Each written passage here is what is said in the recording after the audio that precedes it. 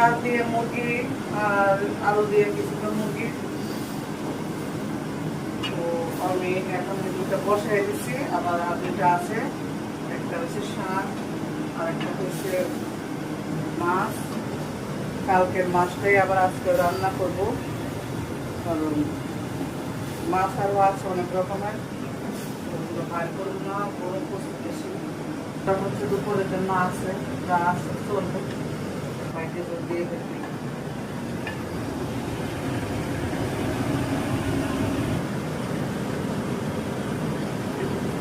ডাল আর ঝোলে মুরগি এর সাথে হয়ে যাবে, রাইখা দেওয়ার দরকার নাই, রাইখা দিলে ছাপ করে পড়ে যাবে। দুটোটা আমার কষানো হয়ে গেছে, দুটো দেওয়া হয়ে গেছে, এখন আমি শাকগুলো কুটে দিই।